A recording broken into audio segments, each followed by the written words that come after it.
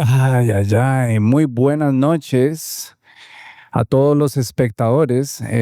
Estamos aquí una vez más en Raíces Podcast, un podcast que está basado en Playa Jacó para la galaxia entera. Este podcast es presentado por Jacó Golf. Jacó Golf está ubicado en el centro de Jacó. Llega siendo como un bar, también con un área de entretenimiento donde la gente puede jugar golf virtual, y también hay muchos otros juegos con shooting games, también otros dodgeball, volleyball, you name it, they have it. También tienen muy buen grass-fed burgers, and they cook everything here with coconut oil. It's really good. Están ubicados en el centro de Jacó, en el segundo piso de la tienda Mango Surf. Hoy estamos así como con un estilo como un Spanglish. Podcast está siendo patrocinado por Café Bohío, de los mejores cafés que hay en la costa del Pacífico Central. Yo normalmente voy a Café Bohío tal vez unas 3 veces a la semana, por lo menos. Tienen muy buen café. Y están ubicados en el centro de Jacó y también en Playa Hermosa. Entonces no olviden siempre venir y tomarse su cafecito aquí por Jacó, y también pueden comprar su café en bolsa. Podcast también está siendo patrocinado por el restaurante Green Room, que tiene de las mejores comidas y también la mejor música en vivo todas las noches a las 8 de la noche. También tienen arte, exposición de arte. Es un venue donde la gente normalmente llega para compartir, y también de vez en cuando montan mercaditos y con las mejores vibras. Ahora, chicos, for this podcast, para tenemos un invitado que es una leyenda, ¿ok? El invitado de esta noche, de hecho que lo tengo en la lista desde hace un tiempo, solamente que no lo había invitado porque no había llegado este día. Entonces, hoy es el día. Ladies and gentlemen, and beings from all over the world and the universe, I present to you Mr. Ed. Okay. That's a good introduction. That's a good introduction, right, man? Yeah. Yeah. Well, this is your first podcast, I believe so, right? Yes. Yeah. Well, Hasmin interviewed me. Okay. People of Jacó. Okay, well, just so you know, we're right here by the mic. You can get your mic as close as your mouth. I always have a rule about 4 fingers. Okay. Like this. Okay. Yeah, and always talk in a high tone, okay. and just let it all out, man, you know? Oh. First of all, who are you, man? Like, well, yeah, that's the $1 million question. I think I know who I am. No. I'm an elderly fellow now. I've been through a lot. I've seen a lot. I'm 73 years old. I was born in California in a military base. My dad was a Marine. Mom was pregnant at the time. They were what people referred to in their day as carpetbaggers. Carpetbaggers. Which meant Dad was from Duluth, Minnesota. Lake Superior. Mama was from Illinois. But when the oil boom hit Texas, everybody rolled up all their belongings in a carpet and headed south looking for work. Whoa. So, I mean, I kind of halfway joking. Yeah. They came to Texas looking for work. I see. And so, and Dad, obviously, he went into the military at that time, and I was born in Barstow, but they had met in Houston. They had moved to Houston, Texas. Okay. And I was raised in Houston. And so, a lot of cowboy in me, you know, that kind of stuff. But it was an interesting time because first surfing hit. And what happened with the surfing, we were close to the Gulf of Mexico, okay? And my dad was a sailor, so I liked the water. And even before surfing hit, when I was a kid, I remember looking at National Geographic, and I'd see these pictures of people scuba diving in this water. I just wanted to be in the water. In the water, for sure. In the water. And For sure. why I just wanted to be in the water. And so, but then, and I actually started snorkeling, and I was certified as a scuba diver and that kind of stuff. But then surfing hit, and everything else went out the window. Okay. Because there was more adrenaline. It was just out of this world compared to what anything I'd known. You know, I'd been in high school, played football and all this stuff. And it got interesting because, and what happened was, when surfing took off in California, all those old timers, all those originators of the sport, those guys, they started making a lot of surfboards, okay? And they couldn't sell them all. So they decided they'd drive to the East Coast. I mean, as I understand it, this is how it went down. They drove to the East Coast, wanted to drive to the East Coast and sell their boards and to get something going. But on the way, they stopped in Texas. They stopped in the Gulf of Mexico in Galveston, and they sold out. Okay. So it hit the Gulf before it hit the East Coast. Yeah. In my humble opinion, people may, not that it matters, but it hit. And it took off like crazy. I was 11 years old. We talked my older brothers into driving us down to Galveston and renting us the boards. And then that was pretty much, but it became kind of and then the hippie movement hit, the rock and roll music, and it was crazy. Yeah. Yeah. I mean, because, you know, some of your buddies were football guys and this, that, and the other, and you became a surfer, and so there was a clash and there were fights. Mm-hmm. And it was pretty crazy times. And like, I got my driver's license when I was 14 years old. And so I had applied for a program in school where you could get out at lunchtime and work in a trade. Trabajar como en un trade, en un trade or en cualquier cosa, en carpintería. Yo te echaba casas. But how was the driver? Like, did they give you a driver's license? Como at 14. 14, yes. and it was an actual an ID driver's license, like man. Okay. And so, I mean, as I would recall, that's what, maybe I was 15. I don't think I was 13, but I think it was 14. Okay. Yeah. And so I had this job, and I got paid $250 a week, part-time. You know, half a day after school and half a day on Saturday. And my first paycheck, there was $250, and I bought a Volkswagen for $250. I worked a week and bought a car. Try to do that today. That's crazy. I mean, it wasn't a new car, obviously. Yeah. It was a used Volkswagen, but where did we not go in that car? For sure. We went all over Texas looking for surf. We faked my parents' signature so we could cross the border into Mexico and go surf in Mexico.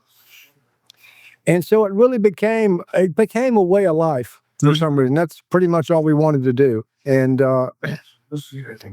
so, you know, we'd go into Mexico to go surf. We surfed in the Gulf of Mexico, Tampico, Tuxpan, Nautla, Veracruz. But then we started going to the West Coast, Mazatlan, San Blas, Marichin Bay, Santa Cruz. Yeah. Petecalco. Some of those names I can definitely. Some of those names can definitely resuenan. You know? They'll people know those places, and it just was an adventure. And it's crazy because, you know, when, like, at least here in Costa Rica, you know, when we hear like Texas, what we picture is mostly like desert and the cowboys and stuff, you know, like we don't think about that there might be a beach nearby or something, you know. There's a lot of beach in Texas. I see. Goes all the way from, I mean, it's the whole Gulf Coast, you know, but it goes from Louisiana all the way down to Mexico. Yeah. The best surf in Texas is on the border of Texas and Mexico, a place called South Padre Island. Okay. And learning here, man. Yeah, it was great. It was great times. I mean, it was pure adventure almost. And in those days, you had to take the amount of money that you thought you needed on the trip. There were no ATMs. If you ran out of money, you were shit out of luck. Yeah. And so, por ejemplo, una vez, voy a hablar un poco español. Claro, papi, aquí puede hablar Spanish. Una vez estamos campando en Puerto Vallarta, México. We're camping in Puerto Vallarta, Mexico. This was in the dry season like they have here, that time of year. And so we were just sleeping out in the air. The truck was parked over here. We were laying our sleeping bags out in the air. And next thing I knew, they did it to all of us about the same time. The federales, the cops, or whatever you want to call them, they walked up to us sleeping. And I know something hit me in my side right here as I'm laying down. And it was his boot. And when I tried to get up, the rifle of his barrel was at my forehead and it stopped me from getting up. And so, but then he took the barrel away and they rousted us all up and they got us up and they planted marijuana in the car. Yo, we had some, but we had it hid in the woods. No. And so they started searching all over the place and they actually put some pills in there saying we had some pills. We didn't have any pills. We didn't use pills. And so, and all of a sudden they left. We went, okay, what the fuck? They left. And so we're going through all our stuff and our buddy Conrad Baring, his $800 were gone. So they found his money and they left. I mean, that's why they're just, obviously they're trying to scare us and get money out of us. Yeah. And so, I don't know where I was going with that, but I mean, it was an adventure. So we had to pay. Where I was going was Conrad just couldn't go to an ATM and get money. We had to pay for the rest of his trip. I see. And so, and of course, we were in the middle of nowhere. Yeah. I mean, that's where it was in. We bought these old cars in Texas and we drive through Mexico. We didn't know where we were looking for ways. We're on the coast and we go down these roads looking for stuff. And it was crazy. It was an adventure. Sounds like a movie, man. Yeah. I mean, there are parts of it that could definitely be a movie. And I mean, and so for the first few years that we go back and forth to Mexico, but then when I finally graduated high school, me and two buddies, we decided we were going to drive to Brazil. And how far is Brazil from? I have no idea. Long ways. Yeah. I think it's 5 miles, 5,000 miles from Houston to San Jose. Did you guys make it though? Not to Brazil. Okay. We made it to Panama. Okay, you guys tried. They tried. But, sometimes it was three of us. And so we bought a 1958 Chevrolet Apache panel truck and built 3 bunk beds in it and headed south. And it was interesting. I do have some videos of that, I believe, somewhere of those days. And and so we didn't spend much time in Mexico because we'd already been in Mexico. We wanted to get on down south. And so we got to Guatemala, it goes Texas, Mexico, Guatemala. And of course, we knew ahead of time to bring Playboy magazines with us to give them to the Border Patrol so they'd get us across the border. And so Guatemala, there were really no roads to the beach. We couldn't get to the beach. And there was very military. There was a checkpoint every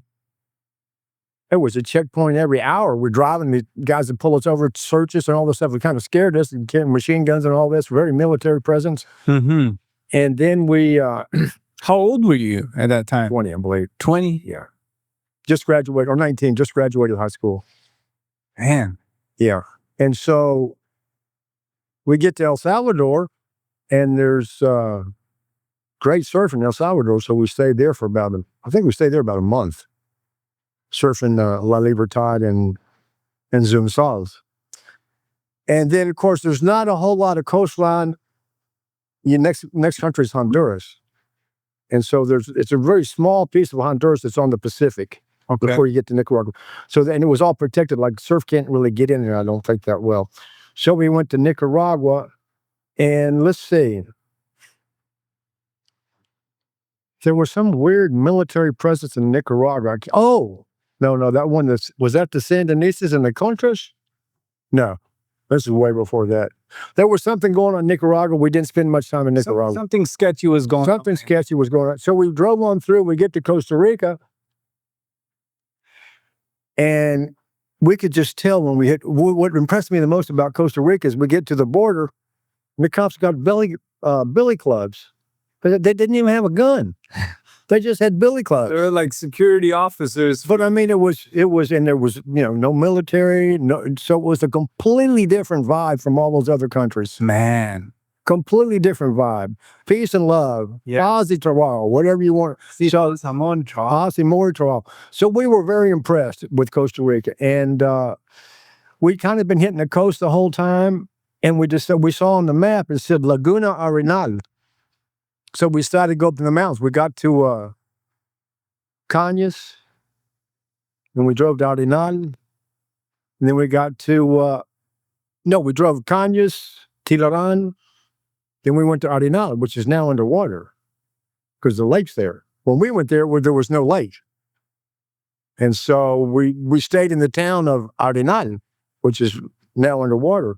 And we met some people in a place called Tierra, some Costa Ricans that they put us up in their house and we hung out with them. We milked cows with them and stuff. It was a really cool time. Sweet. And so, but sooner or later we decided to head south and, you couldn't get here then. There was no road here then. We got to Tamarindo, I believe. Yeah, we got to Tamarindo. Mm-hmm. And we surfed Tamarindo. We had a good time in Tamarindo. But our mission was to drive on south. So yeah, to make it on your way to Brazil, right? Yeah. Man. So we get to San Jose. For some reason, we decided we wanted to take a coastal route there. So we went from San Jose to Puriscal to Dominicala New Vita, thinking we could go south from there, but we couldn't get south from there. We almost fell off the cliff there in the truck. And so we had to go back to San Jose, and then we drove on down to Panama. And the plan, like I said, the plan was to go to Brazil, but by that time, it was three of us. Sometimes, two's company and three's the crowd. And I miss my girlfriend. Now, were you guys aware that you guys want to cross Costa Rica, or you guys were just following the route as you guys got to each checkpoint, or like each border, you will realize, okay, we're crossing. Oh no, yeah, you guys had a map. Obviously, you guys had a map. Of course, when you get to the border, you got to cross the border. Yeah, and you got to go to customs and all this stuff. So you knew you were changing borders. Yeah, and so that was pretty much what that was all about. Okay. So I don't remember a lot about Panama. We didn't do much. We got down to Panama City, and turns out that we decided that I decided I wanted to go back to Texas, and they decided that they wanted to go to Peru. Okay. So we sold the truck for about twice what we paid for it. They bought tickets to Peru, and I bought a Honda 750 motorcycle, and I was going to drive back to Texas. I'd never really been much of a motorcycle guy. I didn't know that after 2 hours on a motorcycle, you were beat to death. Man. I had no idea. I thought it was a piece of cake. Just go. Yeah, just go. Go. But it wears you out.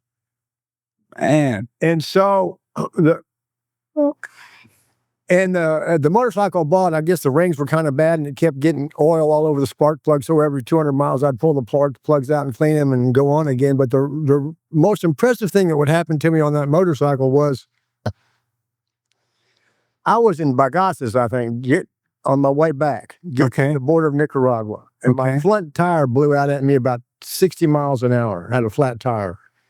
And the motorcycle started sliding this way, and it started sliding this way. I stayed like a bucking bronco. I was going this way, back and forth. Finally, it slid off. I slid off the road, and it kind of went like this, like it flipped me, but it flipped, but I jumped off as it flipped me, and I landed on my feet, and no problem. Okay. So I took the front wheel off, hitchhiked back to Bagaces to fix the tire, hitchhiked back to where the motorcycle was. It was still there. Nobody took it. Fixed the tire, and I crossed the border into Nicaragua. And so I'm driving down the highway in Nicaragua, really straight highway. And I look in my rearview mirror, and there's a black, I didn't know it was a limousine at the time, but there was a black Cadillac with bulletproof windows behind me. Well, I don't know now what. And so it went to pass me. And it was passing me. It didn't pass. It just stopped and was riding next to me. So in the other lane. They were probably just like checking you out. Well, so then the window came down, and it was a guy in military fatigues with his rifle, his machine gun sitting there, and he goes, in Spanish, said, "¿Quiere vender la moto?" Sí. he said like this, follow us. And so I followed them, and they got off the main highway on the side highway, but it was a better highway than the main highway. We went along for a few miles, and I saw this great big tapia, great big portone, and the good, nice road went into the farm or fink or whatever it was with the tapia and the gate. The gate opened, and I followed them in there. It was Anastasia Somoza's farm. And the guy so there was you can see a big mansion over here on one side, and there was a big rancho over here. And the guys in the limousine went over to the rancho area and parked the car, and I parked the motorcycle beside them, and they got out, and then just me. He was Anastasia Somoza's bodyguard, bought my motorcycle. Do you know who Anastasia Somoza's? I've never heard of that. Well, this shows you how old I am. Anastasia Somoza was the dictator of Nicaragua at the time. And but the whole later on, you had the Iran-Contra affair and the Sandinistas and all that stuff in the 80s. Yeah. Well, you're about almost twice, not even twice, about almost 3 times my age now. I'm 33. I'm 73. 73? I'll be 74 next month. Yeah.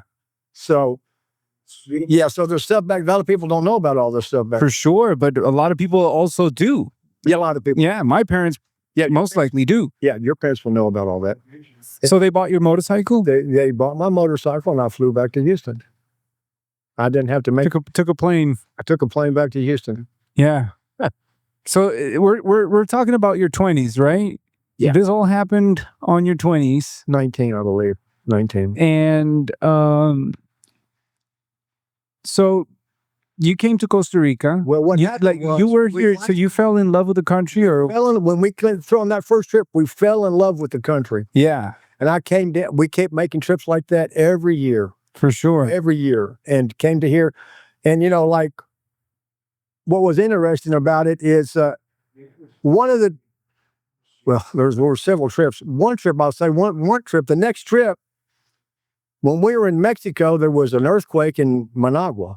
Okay. And when we got to Managua, the whole city was a pile of rubble. Man. And so that was kind of interesting. But other than that, the next time I believe we flew down, and when we were flying down, the plane went from from Houston and Miami to San Jose, but we were coming across the Caribbean, and we were looking out the window. We could see waves in the Caribbean. We didn't think there were waves in the Caribbean. So we saw waves in the Caribbean, and we got to the airport. We landed in San Jose. We said, how do you get to Limon? They said, walk up the street, and you can buy a ticket. A bus, like a bus ticket. Plane. Oh, a plane ticket. Because we couldn't at the airport. Small planes. Sansa, maybe it still was Sansa back then or some other. Okay. We get there, I walked up, I said, how much for a plane ticket? She said, $15. I said, okay. How long does it take? 15 minutes. So, San Jose to Limon is 15-minute flight. Yeah, like that's crazy, right? Like, well, they were pretty much charging you $1 per minute. Yeah. And how was San Jose when you first got to Costa Rica? Like, I'm pretty sure you got here when San Jose was like... San Jose was beautiful. It was beautiful. It was really impressive. It was beautiful. Of course, we didn't have a lot of money, so we were kind of staying in cheaper places on the whatever side of town it was, in the middle of town. And what we did when we were stuck in San Jose, what we'd do, on every corner there was a bar with the pool tables. So we'd spend the evenings playing pool. But we pretty much, all three of us pretty much fell in love with the country. Two of us came back and bought property here. Okay. And so we came and went for years. Yeah. After that, when we got to Limon, the airport is on the beach. So we're landing on Limon, and we're looking out the ocean. Oh my God, look at the waves. We had backpacks on our surfboard, so we got our stuff off the plane, gave the backpacks to the guard and said, watch our backpacks, and we went surfing right out in front of the airport. And the thing about it was, we were, whatever you want to say, we were surfers from Texas, and we were looking for waves. But when we found the surf in the Caribbean, we realized we didn't need to look any further. And like the people in the Caribbean and the food and everything is just like, unbelievable. Unbelievable. But even before that, that was like our third trip. The second trip, we did hit Tamarindo, and we surfed in Tamarindo, Avianes, and Negra and all that. Had a really great time. Couldn't get here. because there wasn't a road here then, I believe. Or Down to Jacó, you mean? not to Jacó, I believe. Yeah. Maybe there was the ferry. That's as far as you could get to the ferry, and you could take the ferry and come to Jacó, but we didn't do that for whatever. And then I didn't ever get to Jacó. I didn't get to Jacó till about 91 or 92, I believe. Mm-hmm. Because I had moved. I moved here with my first wife, my two boys. We moved to Costa Rica, and we lasted about a year here, and then we had a little problem, and she decided she wanted to go back to the States, and we split up. But I stayed here, and I worked in the ornamental flower and plant business. Okay. Because, well, what got that started was when our first trips into Mexico, my neighbor collected orchids and bromeliads, and he told us if we would collect these orchids and bromeliads out of the woods in Mexico, he'd buy them from us. So we'd pay for our trips kind of with that. For sure. Well, till this day, it's a really good business, you know? Yeah, no. So I got into that business, and I was dealing with nurseries and farms and shipping stuff back to the States and some to Europe. And I was living in San Jose. But the whole time it was, I was trying to make things work for my divided family. Yeah, for your kids and the whole separation and stuff. So I was working pretty hard, didn't get to the beach too much, but finally started coming to Jacó. And I believe I hit here in 92. And Jacó was a dirt road. There was nothing here. Mm-hmm. Jacó, what's the Best Western now was the Jacó Beach Hotel. That's where my mother stayed when she first came to Jacó. Right. And it's interesting you mentioned that you guys fell in love with Limón because, like my mother also, when she landed in San Jose, I think that was one of her first trips also to Limón. I guess the planes were pretty accessible and everybody will make the trip out there. Oh, yeah, no, there was a flight like every couple hours. Yeah. It was great. And I was born in 91. So you pretty much, you got here when I got to Jacó in 91. When I was born. Yeah. And so, Limón was, we really liked Limón. I still love Limón. It's not the same as it was. It was beautiful. Was it like also the dreadlock Rastas and like beautiful? Yeah, it was great people. It was just, but there's a certain elements that kind of taken over things now that I don't want to get into, but it's kind of ruined it. Yeah, for sure. 100%, but it's not like it used to be. Man, it's just the concrete, like the concrete roads and stuff. Like you say, when it's all like dirt roads and stuff, like es muy diferente, como es más naturaleza. Right. When it rains, the water kind of like, when it's so sunny, the concrete gets like so hot, and stuff. So you got here in 91. That means that, Hotel 92, I believe. 92, Hotel Jacó Beach or Best Western, right? Claritas. Yeah. And a few little cabins around town. A few cabins. There was one restaurant. I can't remember what the name of it, next door to the Hotel Jacó Beach at that time. Was great. Big old rancho, great restaurant, great seafood. Okay. Good stuff. And, it's funny. I'm trying to remember the progression of how it went from being a dirt road and nothing else here to where it is now. And it's a blur. Yeah. It's a blur. Yeah. And I sometimes I try to think how it was, and every now and then I'll have like a, what do you call it, a deja vu, where I'll think I'm somewhere and there's something there, but then it's not. It's not there.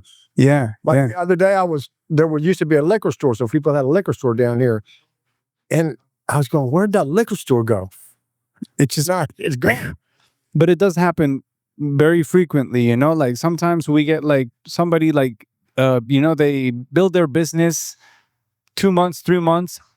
Yep. They're gone, Well, that, not Jacó, Costa Rica, I was impressed in the beginning because I noticed that pretty much in the old days, it was pretty much, they didn't finance everything like they do today. Okay.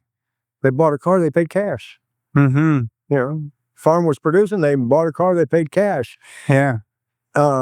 Now that's kind of changed, and it's everybody's financing. Well, I don't really have a problem. Oh, but one thing that's impressive, do you know how much 10,000 colones was when I got to Costa Rica? About $1 million. $1,000. $2,000? It's not even 20. Like the exchange rate, you mean? I would go to see Don Norman. In those days, you didn't go to the bank to change your money, and stores wouldn't change your money. You had to go to these money changers. Okay. in San Jose. And a friend of mine, Norman List, Okay. was a money changer. I'd go to him and I'd give him $2,000 and he'd give me 10,000 colones. Man.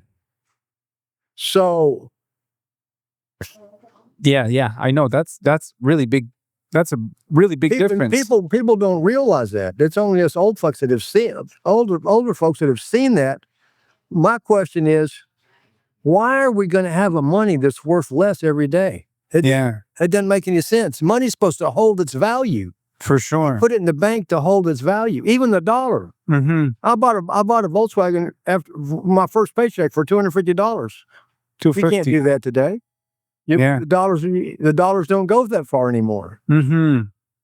So it's just been we've been conned into a way of life where everything's based on credit and finance, and all of a sudden, nothing's worth what it was. I agree, man. I agree. Like, and like it's almost like every time the bell sounds is a blessing. Like I think that for some reason, most of the kids nowadays, they actually, they don't own anything, at least kids from my generation, they might be able to buy a pair of shoes or, get some nice clothes or a little, but. I mean, money goes so quick. It's just, where did the money go? Yeah. La mayoría de los carros de agencia también los están pagando, Sí. Casi ninguno puede comprar una casa, most of the kids, like they just. I hope they can, but I don't know. It's tough. I mean, it's. Okay, so crazy, right? $2,000 was 10,000 colones. It was like 5 to 1. Como el tipo de cambio. Yeah. That was the exchange rate. Where did you buy property the first time? The first lot you bought here in Jacó. In '96, I bought a lot in Jacó, and over the years I built a house. I sold it, and now I just recently sold it, and I've always wanted to be a farmer. A farmer. Well, so God's will. Well, I bought a farm up in the mountains here, up behind Playa Hermosa. Okay. And so that's what I'm working on now. I've been planting avocado trees. I planted some lumber trees, oranges and limes, and now I'm gonna plant the whole thing out. Yeah, that's nice. Yeah, I'm pretty happy about it. And I was able to sell the house. I kind of wish I wouldn't sold the house now but I miss Jacó because I'm not really living in Jacó anymore. Mm-hmm. I mean, I'm renting a house here now because I'm staying here because I don't have a house. I've got a cabin but I'm working on the farm. I'm not ready to move up there yet. For sure. Well, I see you around, all right? Still here. Yeah, you're still here. And the weather over there is a little bit más fresco, right? It's a little bit more fresh. I'm about 500 meters sobre el nivel del mar. 500 metros, yeah. No, that's a fair bit. 25 minutes from Quebradilla. Yeah, I was really close on also getting a little chunk up on Cerro Fresco. That's where I am, Cerro. Yeah, see? That whole Cerro Fresco. That whole Cerro Fresco area because it's so nice, Still hot sometimes, It's still warm. It can be warm, but then I helped out some friends that came from Canada that they wanted to escape, during COVID time and whatnot, So I was able to get them a little chunk. And same, they've been planting fruit trees. They've been working on this little project. They lived in a mobile home for quite a bit, man. Which it must have been a big challenge, from living in a very nice, luxurious home in Canada to living in a like a little container, And probably love it. Yeah. And they were just happy to leave Canada, with all of the restrictions and the stuff happening, during COVID. So, that was crazy. COVID was the craziest thing. When COVID happened, I just came back from the Caribbean actually with a bunch of with his brother, Carlos's brother, Neto, and Kristen Diaz and a bunch of people. And there was a big swell over there, and we went over there. And when on the night we were coming back is when they started the whole thing. We were watching TV and they started the whole thing. I'm like, what the fuck is this? So, and we pulled off the road to get something to eat. I had to go to the store and buy something. They made me put a mask on. Chris took a picture of me with a mask on. I'm going, what is this? I know, it was like a big... And so I get to Jacó. Big deal. I get to Jacó. And I get back to my house, and all of a sudden the cops come, and they wrap the yellow crime tape all the way around the park in front of my house in Jacó. I thought they were going to lock the whole town. I thought they're going to lock us in our houses. Mm-hmm. I got in my pickup and I drove down the road here on the boulevard, the main one. Yeah. And there's a guy that grows sugarcane. I told him, fill up the back of my truck with sugarcane. I was going to head up into the mountains and get out of here and live off of sugarcane. You would have probably got diabetes by the end of the freaking pandemic. They were going to burn the town down. I didn't know what they were going to do. It was quite strange, you know. I remember they wouldn't let anybody go to the beach, you know. You couldn't go to the beach. Yeah, I will still go. As a matter of fact, when I was leaving town, they stopped me. I couldn't leave town. But I found the back road up the road here, and I went up that way. Yeah. I sat up there for about 6 hours. Okay, so let's go a little bit back again. How is it that you got connected with Carlos Muñoz and like? Well, obviously you've been like a surf. Yeah, like a surf guy, like a surfer, and yeah, I've been here surfing for years. As a matter of fact, I left this out back in the 90s. I talked to an old surfboard builder from Texas to come down here, and we were making surfboards here for about 4 or 5 years. Like a board shaper. Yep. Okay. And so we got pretty well. We did real well. We did real well in the contest. We had Alvaro Solano, Hernan Hilton, Gustavo Castillo on our team. We did pretty good. See.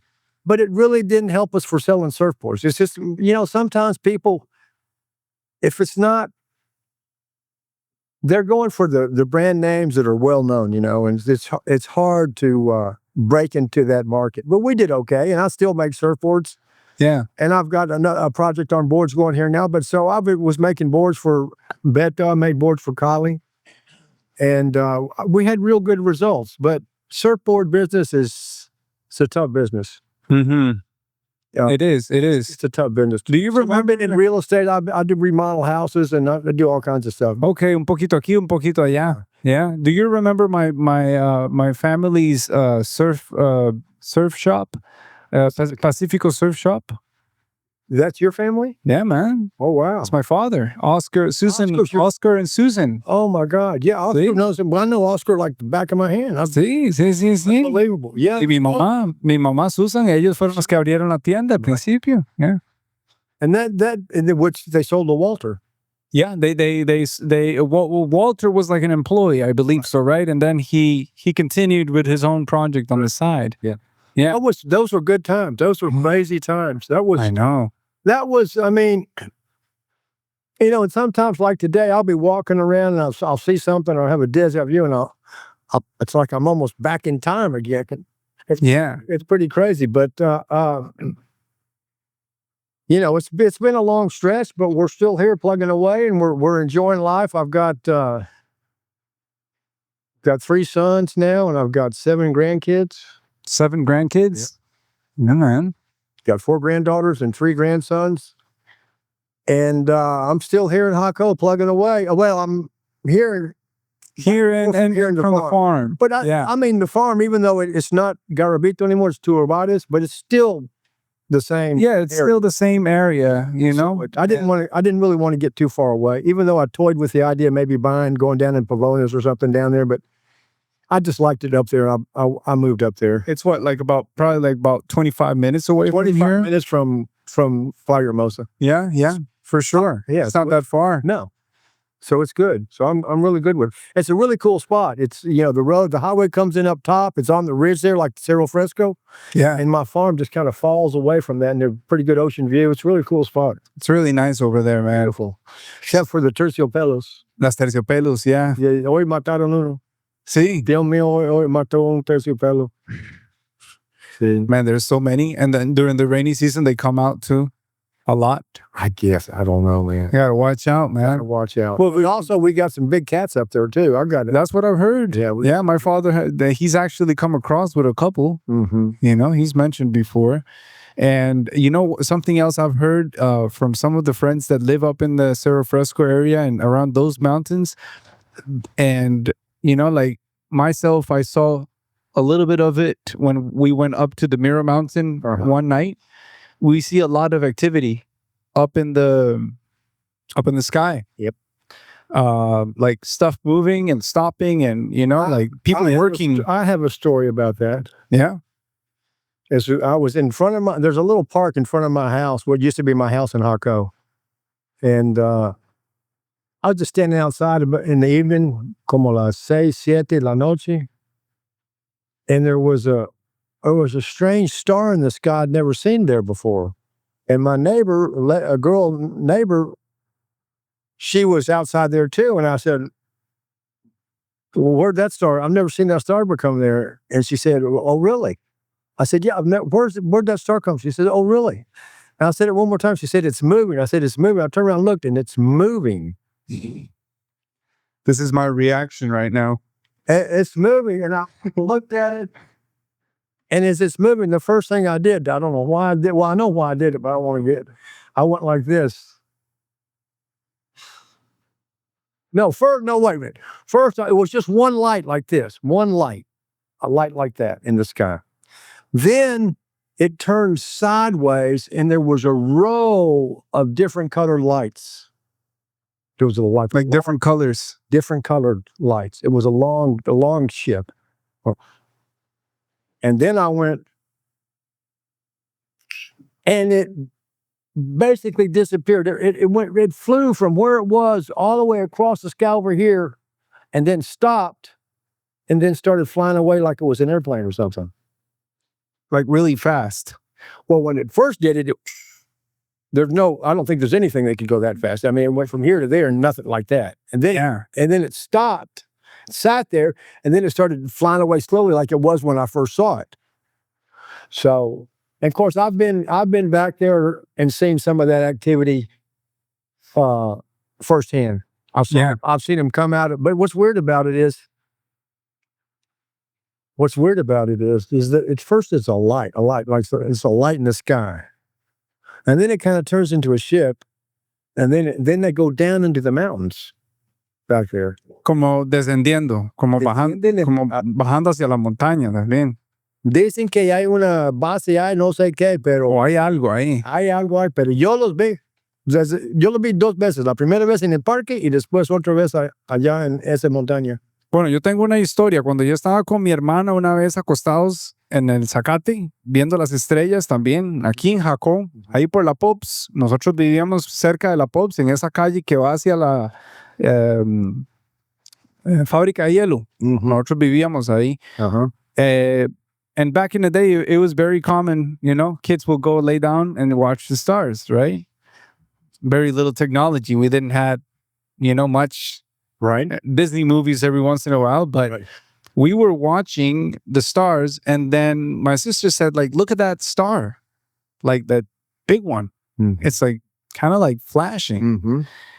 And we just kept looking at it for a few seconds, and then she said, like, it's getting closer. She said, it's getting closer. And I started paying attention, and it started kind of like, sort of like blinking, kind of like, bobbing. Yeah. And man, and then all of a sudden it was like, and we both look at each other. I mean, it came closer to you? Bro, it came to our faces. Wow. Like almost like if it would have been like some kind of a plane or something that came like right into the level of almost to the roof of the house. Really bright, strong, like light. And it stayed there for like, I don't know, like 2 or 3 seconds. It was really fast. And then it did like, wah. That's what this one I saw. Man, like, and you know what, till this day, every once in a while when I see my sister, she lives in the city, but she comes and visit me every once in a while. And you remember that? We talk. I said to her, "Man, ¿se acuerda cuando estábamos?" She said, "Like, man, I've told this story to some of my friends. They don't believe me. Ella me dice, pero you know what? You know it. Like we were both there." That's the thing. That's the thing with me too, because I have witnesses. When I saw them, there was other people there. So yeah. So I mean, it's hard to fake something like that. And you may think, right, because we're in a very kind of like natural, there's a lot of nature, like there's a lot of electric I don't know, like nature has, I think it's some like probably the most advanced technology, you know, like it goes beyond computers, right? And I guess that, you know, like it makes it a very like magical place in a certain way, you know, like maybe we're not the only ones that fell in love with Costa Rica. that's for sure. That's for sure. Well, You know, it's quite a subject. You know, it's crazy stuff. I try not to pay much attention to it because, I don't. Yeah, but also people, caught up in something you can't really understand or. Yeah, you can't describe it, you know. Can't describe it, can't understand it, but it's interesting. But in Texas, if I'm not wrong, right, there's a lot of like stories also about, you know, like the UFOs and stuff like that, you know. Mm-hmm. So like most of the videos and things that they share, you know, like they all come mostly from, you know, like very well developed countries and whatnot, you know, like, yeah, like I have to say a lot of those videos are also made with computers, I guess, like nowadays with intelligence. You don't know what you're seeing. Artificial, you don't know. Yeah. Today, it's off the charts. Hey, it's really confusing, huh? It's confusing. Like sometimes you see some things and you're like, what did I just see? Right? It's getting interesting. It's getting interesting, yeah. And how do you feel like do you feel overwhelmed when you see the social media and all these different videos? And I'm a little bit overwhelmed for it. It's you know, it's addicting to some degree. You go flipping through there and see stuff. I really don't. I mean, I kind of like the old days better when we didn't have it to some degree. Even though it's very convenient for a lot of things, you can do all your banking on the phone, all the business and stuff and whatnot. Stuff, but I'm a little scared of when they take away cash. Yeah, man. I don't know what's going to happen then. Do you think one day, like maybe? I know that the powers that be, to some degree, they want to eliminate cash. Now, it's definitely less nowadays. Huh? It's less. Like la gente tiene menos dinero en efectivo. People don't use cash anymore. The following, you know, you can't track it. They want to track everything. Yeah. I mean, why? I don't know. Why they want to know who I am, where I'm going, I couldn't tell you. Who cares? But well, maybe they just want to have a, you know, like a pie and know how much simpe móvil is being made and how much international bank wires and I don't know, maybe statistics or something. I don't know. Yeah, it's beyond me as to why they would want to know so much about people, but I guess they do. And I don't think it's that they want to know so much about them. I mean, maybe they want to control them. Try to get closer to your mic like this. Oh, maybe they want to try to control them. Control?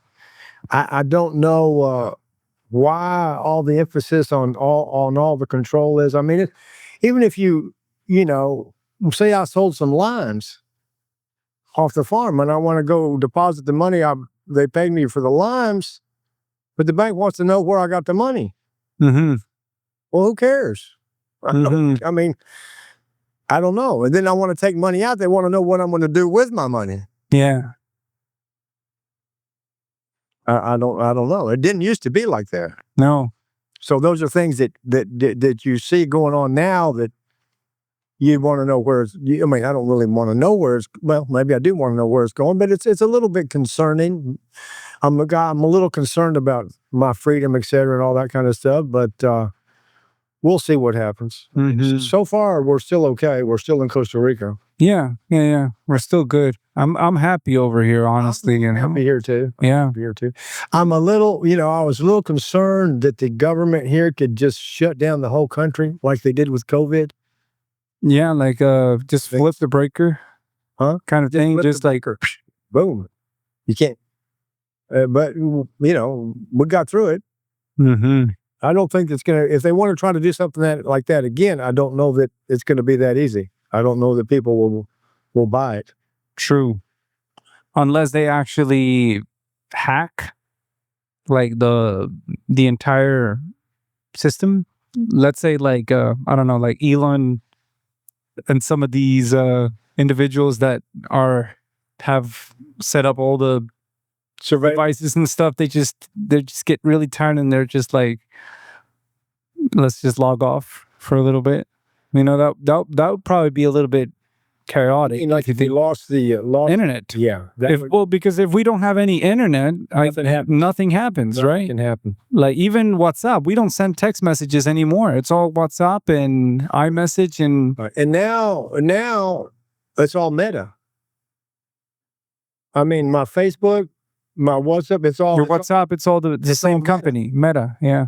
And so they're, as I understand it, they're taking all your information. They're looking at what you're doing.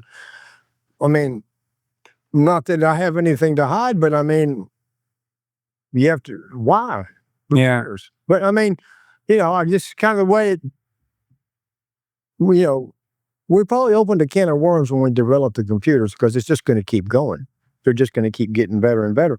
And as I understand it now, but I understand now that some you can use, do you remember the old, what was it called? Allspace? No, they have,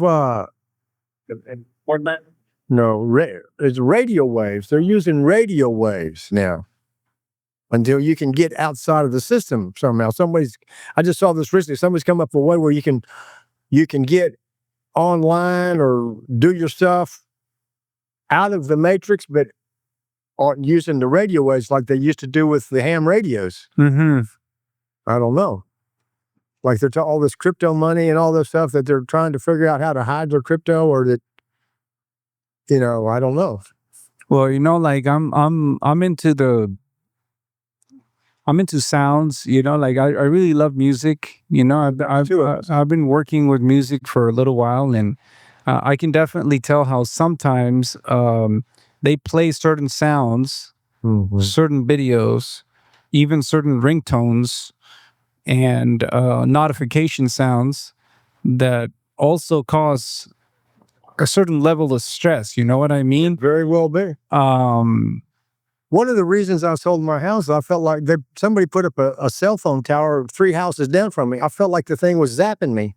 I used to get these hands in my shoulder. I had to call this massage lady to come over and massage me. Massage? Happy ending massage? No, just normal massage. And it just was crazy. It was like somebody was sticking a lighter on my shoulder and burning it. Oh man, you know where I felt that? I felt it in Lindora. You know Lindora, right? In San Jose, near Santa Ana, in that area. I lived there for a little while. What they call that? By the Zona Franca, like where it's all like there's different car agencies and fast food, like a little bit of restaurants here and there, but there's a lot of factories like packaging and stuff. And yeah, I was living on a small little residential area, which is funny. There was a lot of houses, but not a lot of people living there. A lot of those houses were trying to be rented and nobody will rent them. But anyways, I ended up there because I needed to move out of the house that I was in before, and quick, because, I was on my 20s and just pretty unstable and whatnot, and I ended up living in this place where every once in a while I will hear a certain, like a sound. It was almost like a wave, and everything will start like vibrating a little bit. I had a dog. Every time that I will hear this, the dog will get all como, how do you say it? Como aroused? Como, como his hair will get all, and he will get all weird and start running and barking, and then it will stop, and then he will gradually start calming down. And man, I had to run away from that place. I was only able to stay there for 3 months or something because I was going insane, and I ended up running away to the mountains. I found a small little cabina in the mountains, and it was a very big change. I felt so good. So good. With a big change, going from that Zona Franca to Monte de la Cruz in Heredia. Nice change. Yeah, I have what they call tinnitus. Tinnitus. Tinnitus. Okay. What is that? Ringing of the ears. I hear, and I mean, I don't know why. I've kind of looked into it, but some people say you get it from surfing. I think I'm hearing all these waves.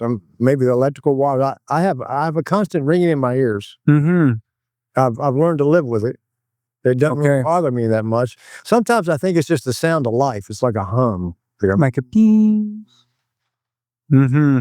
And so, but it seemed like it was getting really strong in my house where they put up the cell phone tower. And then I was getting these shoulder pains. It's no reason to just get this shoulder pain. I couldn't figure out what it was. And that's when I kind of decided I wanted to sell my house because of that. Mm-hmm. But I hear you. I don't know if it has anything to do with the cell phone tower or not. I have no idea. I don't know, man. I think sometimes people, they're just like, como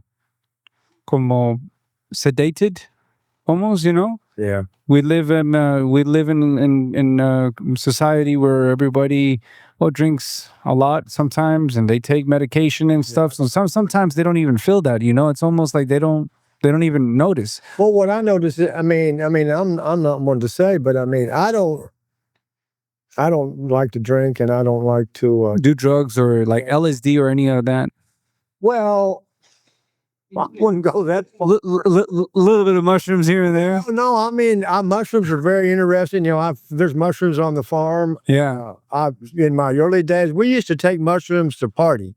You know, yeah. We'd drink and take mushrooms and smoke weed and all that kind of stuff. Yeah. But with mushrooms, I've taken them. Actually, I was taking not big doses, but I was taking mushrooms before COVID, but COVID ruined it for me. Yeah. I haven't taken them just since. Will trip you in a very negative way, sort of just thing. Ruined it for me. So, but yeah. I found that mushrooms actually were healthy for me. It made it medicina. I felt like they were like medicine, not only mentally or spiritually, but also physically. There's nourishment there. Some sort of weird. I don't know. Till this day. Or you like till this day? Yep. Or yeah. When before COVID, I mean, because you said, sorry, you mentioned it right after COVID. It was just like different, you know, like COVID. It just ruined it. I couldn't look at people with masks on. It would ruin the whole trip. I mean, yeah.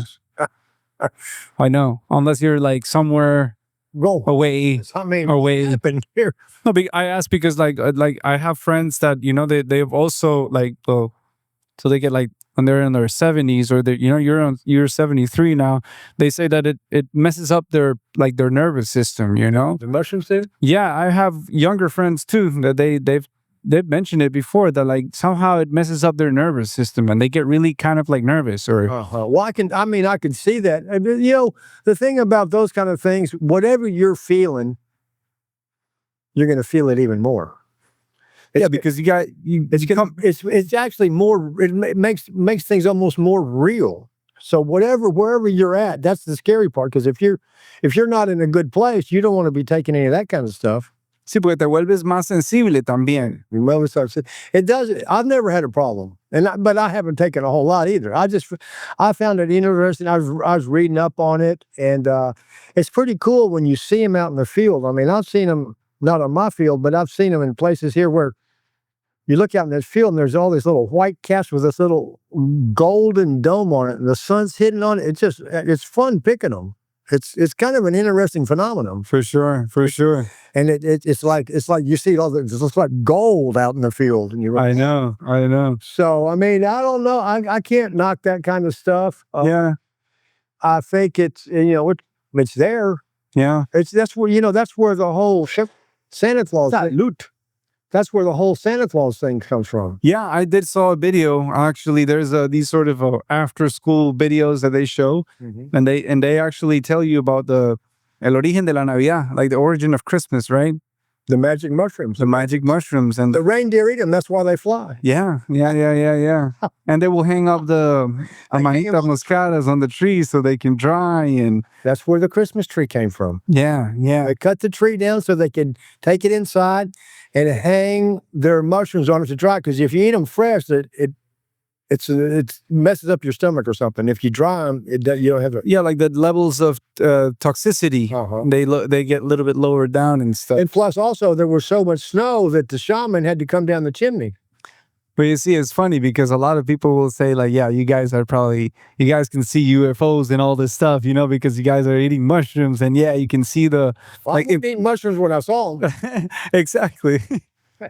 But Costa Rica, you know, that's a lot of the the people here have been brought up on a Catholic, como un régimen católico, you know, like they always say those things like, oh yeah, si come si come hongos, empiezas a ver duendes, y está así, duendes y brujas. Nadie sabe. Y nadie los puede ver a menos de que prueben los hongos. Sí. No sé.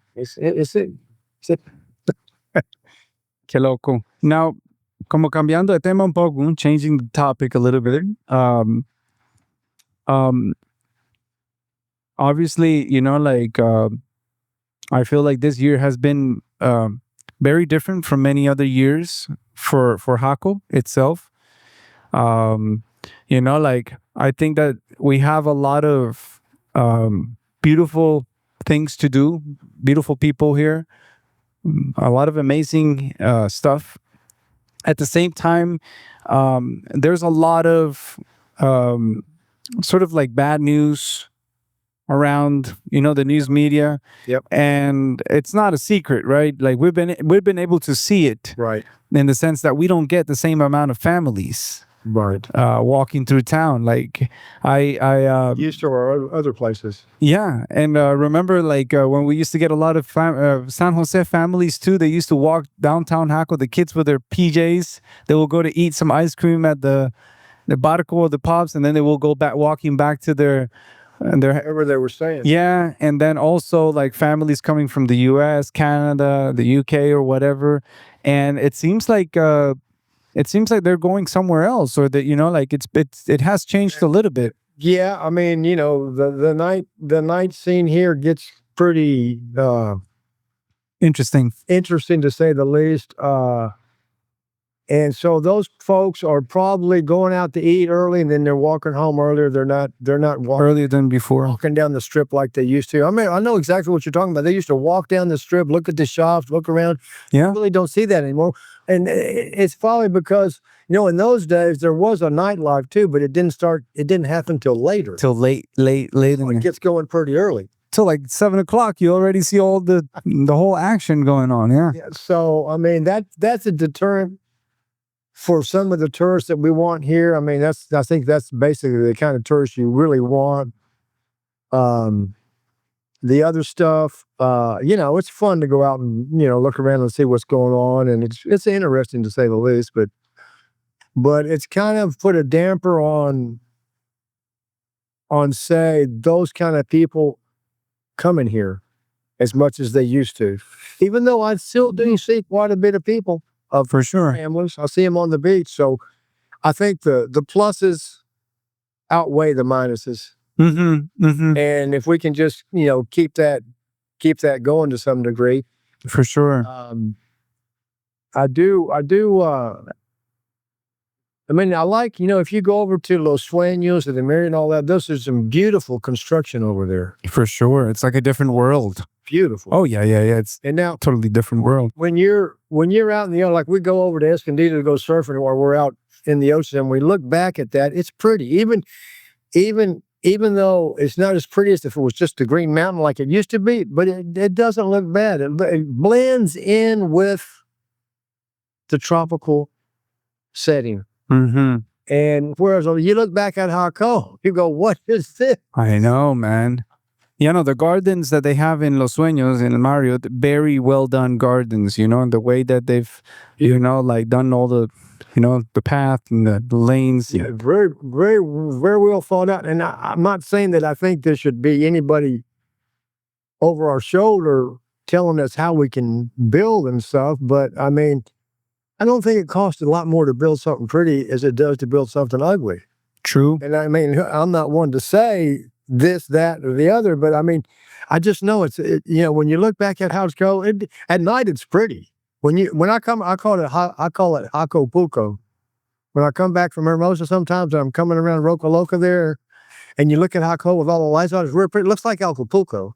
Acapulco. I mean, at night. Okay. Acapulco used to look like, because I haven't been there in yeah. a long time. You mean from the curb, right? From the curb from Playa Hermosa. Yeah. It's a pretty town. I mean, it's a great town. Yeah. I love this town. It's like, I mean, it's a great town, and we just have to, you know, do the best we can. And just, I guess we're just going to let it filter itself out, and it'll be what it's going to be. But I'm pretty positive about it. I think For sure. I think folks are coming.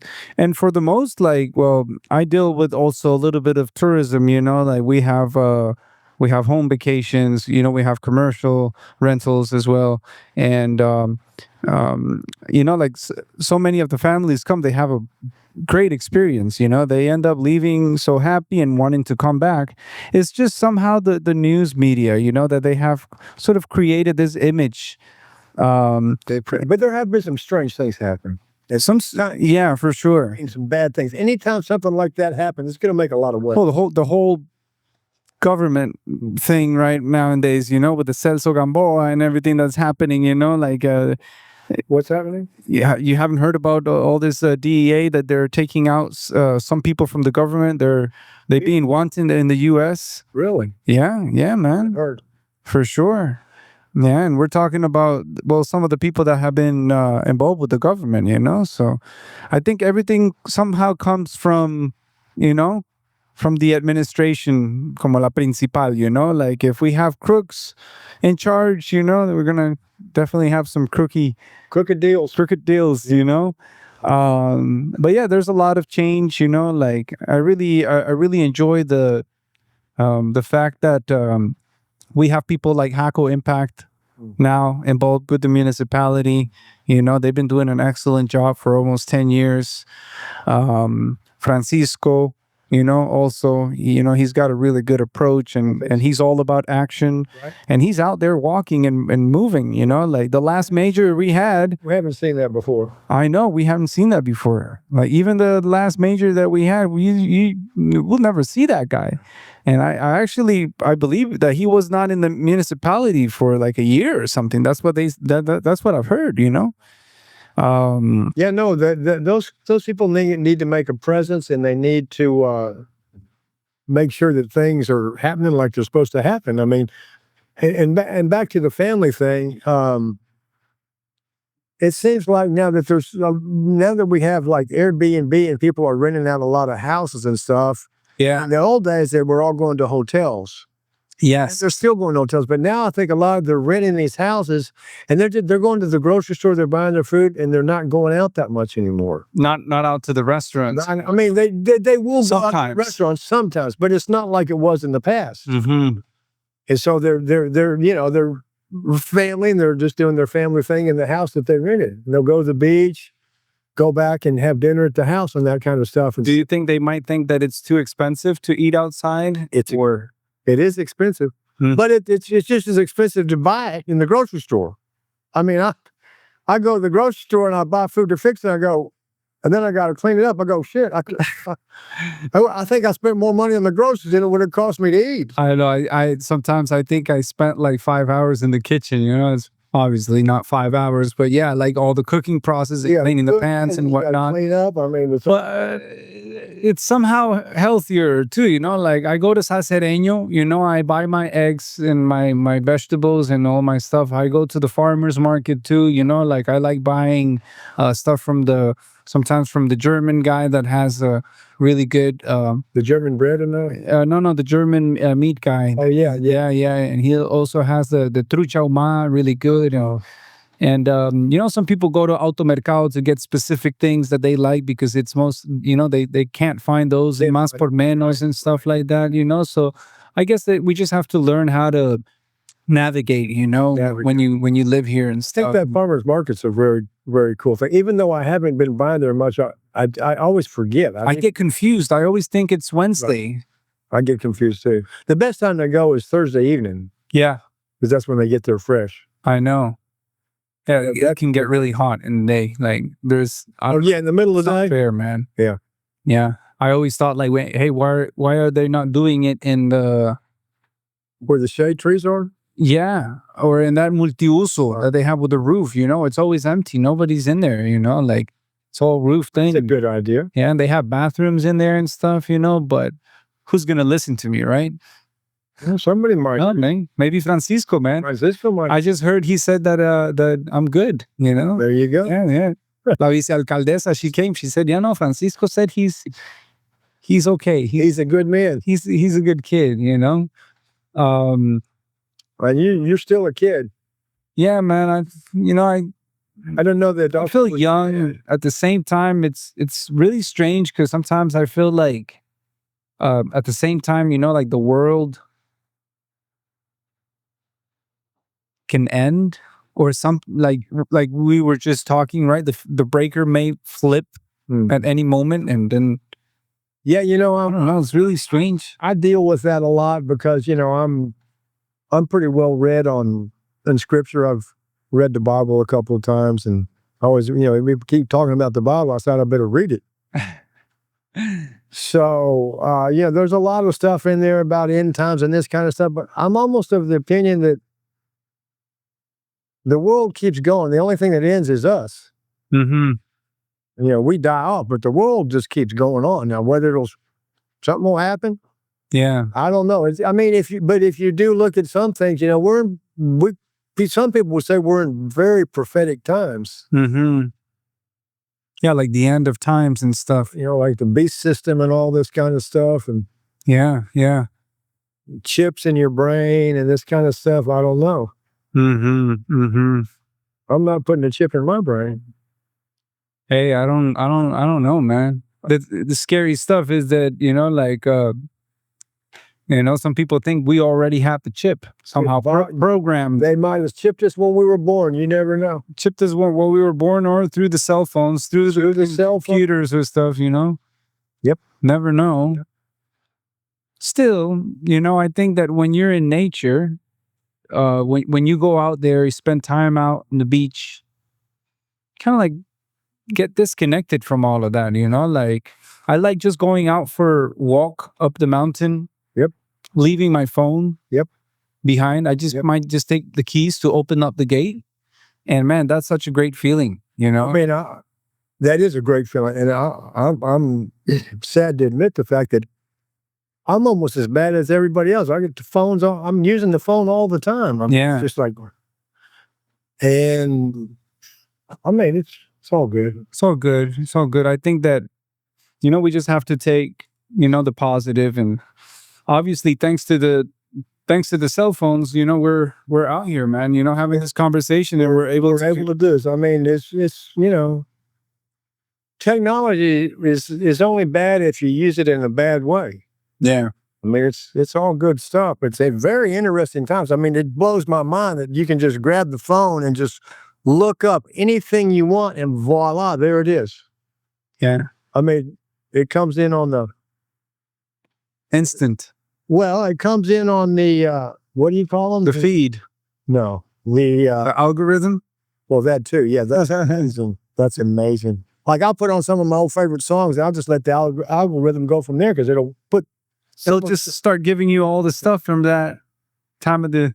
Yeah. But I mean, the fiber optic, it's all fiber optic cables. Okay. Everybody thinks it's all satellites. It's not satellites. It's all ground based. Satellites are up on helium balloons, or what do they call those things? Like the old, I don't believe in satellites. You think it's just like it goes under the cables. Fiber optic cables go under the oceans. They go over to the other continents under the oceans. I've never seen a picture of a real satellite. It all looks like it all looks like AI. True. Although, I saw a line of lights one night. I've seen those lights too. And then I did some research that same night to find out. I just Googled it, line of lights seen today, whatever, boom. And it was something about Starlink, that they have thrown those different. But now, if it's flying around, and who's to say it's not motorized? Mm-hmm. Theoretically, they're orbiting, right? Okay. So, but if they're here, how do you get service where they're not? True. If it's flying over here, that's Starlink up here, and so you're going to get service from it here. But maybe there's so many of them that you have service everywhere. I don't really know, and I don't really understand it. I do know that. Have you ever seen the video of when the SpaceX launched Starman into outer space in a cherry red Tesla Roadster? I have not. It's the fakest thing I've ever seen. It's they give you this video. It's just you go, does anybody think this is real? You know what he did is he took his rocket up into space and opened the hatch, and out pops a cherry red Tesla Roadster with a dummy Starman at the wheel, and and it's orbiting in outer space now. You can find Look it up. Look it up. It's laughable to me, but people buy it. I don't know. Well, people buy a lot of things. A lot of stuff. Yeah. You know? I mean, and I probably buy a lot of things too. I mean, people could say that I buy the flat earth theory or whatever. Do you think it's flat? Well, as far as I'm concerned, I know it's flat. Because you can, I mean, if you were to look at the sunset and you see half the sun below the horizon and half the sun, when it sets, you see, right? If you get a telescope and look at it when it's here, the sun will be up here again. Right. Nothing went down. It's just out of your sight. It's just, like if I put my head down there level and I have this optic moving, I'm on the level here and I can see the whole thing right here. But as I get here, I see half of it. True. Nothing went down. This is flat. It's perspective. So I don't know. I mean, to me, and I bought it. I always thought, outer space, spinning globe, and we're spinning right now at 1,200 miles an hour or whatever. But I don't buy it anymore. I don't know. I really don't know. I think that probably if I had the opportunity to go on a, like on a rocket ship or something, and then if I see it from, because people's been, right? They show the videos and all these people that fly up high and you can see and all of those all those things that looks like CGI to me. CGI. All of it does. And I think some folks have proved that pretty much all it is. There's not a real picture of Earth from space. Mm-hmm. Mm-hmm. And when I fly in an airplane and I'm looking out, I see a flat horizon. The horizon is up level with me. The only curve I see is the airplane windows have curves in them. So you'll see a curve if you're looking through the window where the curve is in the window. But if you look out the window, it's a flat horizon. I don't see a curve, but I don't know. Entonces, ¿qué pasa si what happens if you keep flying, let's say in an airplane with endless supply of gas, right? Yeah. You just keep going on a straight line. Do you think that we will eventually fly out of the land and we can just see the big chunk? Or no, I don't think that. I think it goes on forever. It never ends. Never ends. It just if there's an end, it's a firmament. It just goes on for there's the explorers that have gone beyond the ice wall, which is they call it Antarctica, but it's in the circles where we are. But there's passes through the ice wall, and there's more lands and more peoples beyond the ice wall. That's where the extraterrestrials come from the extra Tierra, from the extra land. They're not coming from outer space. Mm-hmm. They come from the extra land beyond what we know. Yep. And there's treaties. You can't go beyond there. They won't let you. They won't let you pass. They won't let you pass. Why is that? Mm-hmm. Why not? Yeah, why not? Who cares? Mm-hmm. I want to go exploring. I want to go to fucking Costa Rica all the way to fucking... Exactly. I want to go to the next Costa Rica. Yeah. Think of the waves and the surf on these extra lands. I don't know. But it's all interesting stuff. I'm at and does it matter?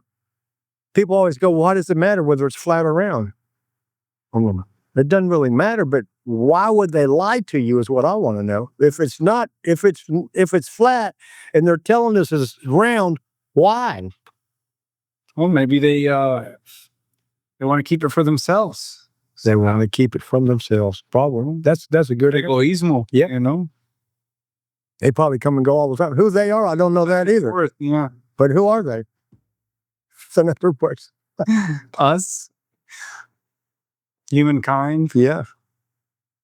But it's interesting. You know, we're living in some interesting time. Of course, it's always been interesting. And a lot of times I look back and go, it was better back then, this, that, and the other. But I mean, there was some really strange stuff that happened in my time. The Charlie Manson murders. Oh man, that shit was awful. The Kennedy assassination. You had Vietnam. I mean, yeah, now, well, all these different influencers and TikTokers and stuff, they're getting killed on a live stream. They might be broadcasting live and talking about something happening, you know, and then all of a sudden, shagaboom, you know. I think a lot of that stuff that they did and that they do, they're psyops. Yeah, psychological. Because apparently, Charlie Manson didn't kill anybody. It was the people that used to. It was they were all Hollywood movie stars. It was a movie. They made a movie. It was a psychological movie. What they did with the Sharon Tate murders, you know, they had a bunch of hippies kill Sharon Tate, so that ruined the hippie movement. No more hippies. After the Sharon Tate murders, there were no more hippies. They want, you know, no more peace. Nobody wanted to belong to that trend anymore. No, nobody wanted to belong to that anymore. No more peace and love. So, I mean, and there's actually, if you look at the old newspapers, there's pictures of Sharon Tate supposedly murdered with like blood all over, but she's got a huge smile on her face. And you can tell it's not real blood. Yeah. So, I mean, it's all staged. It's all staged. How much is staged? What's real and what's not? I don't know. You know, because they're good at it now. I mean, yeah, look at all this. Look at the Trump's shot in the air. That guy that was just killed. I mean, yeah, Charlie Kirk. I mean, that's scary stuff. And this Charlie Manson, he's still alive, right? He's still in prison. I think so. Yeah, man. But is he really 100 years old? Is he really in prison, or they just bring him onto a podcast to talk to him, bring him out of hiding? You know, I don't know, man. It's crazy. Well, I knew a guy that he, for example, with the John Lennon killing, he did time in prison. He had mentioned before that he met the guy in prison. You know, so who knows? Like crazy thing about this Charlie Manson guy. But here's where it gets really weird. People are saying John Lennon's still alive. Jim Morrison's still alive. Do you know who they say Jimi Hendrix is? Morgan Freeman is Jimi Hendrix. If you look at them, they look exactly. They look pretty. So, and they say that Jim Morrison is. I forget who they say. I mean, you see all this stuff today. Yeah, I try not to pay attention to it, but it's. A lot of people are, the problem that we have, like you say, people are getting knocked off because of what they're exposing. I mean, a lot of people are questioning a lot of things, and it's hard to hide things for a long time. And with all this internet stuff out now, it's hard to lie online. Somebody's going to bust you. If you're lying on the internet, someone's going to bust you and say you're not telling the truth. You know, yeah. I mean, it's hard. It's really, I mean, if I get on Facebook and start telling a bunch of lies, somebody's going to say, well, that's not true. And they would, you know. They will feel like they would prove that I'm lying. Yeah. Because I mean, I'm sure you can lie and you can do some things, but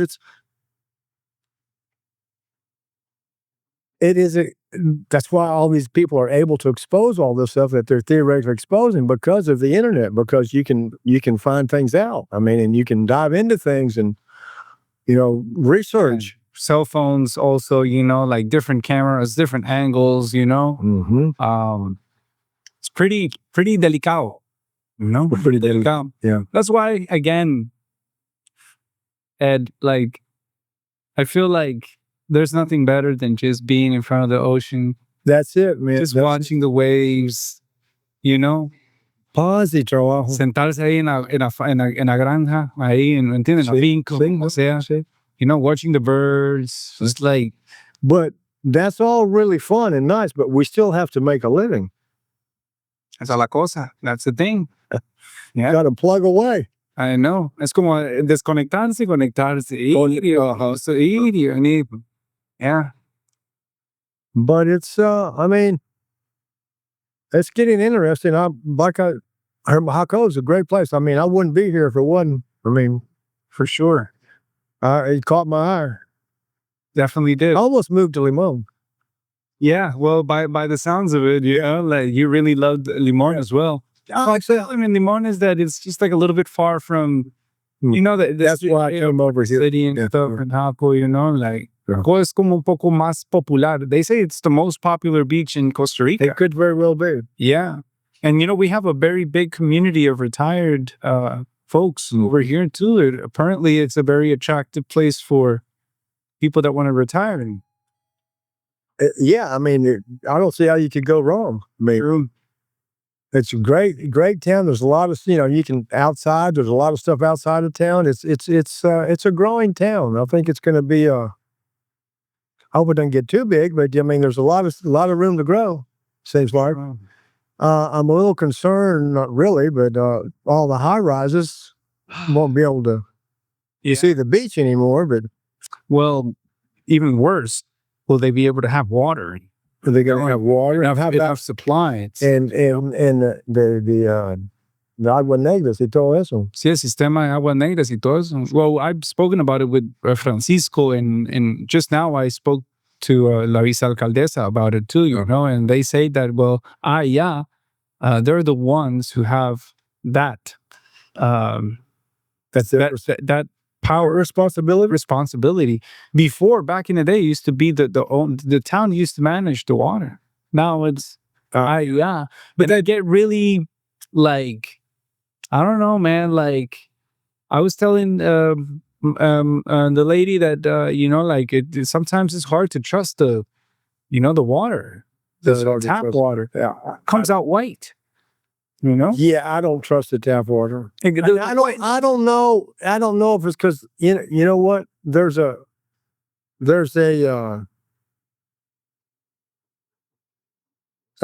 station over here for IEI.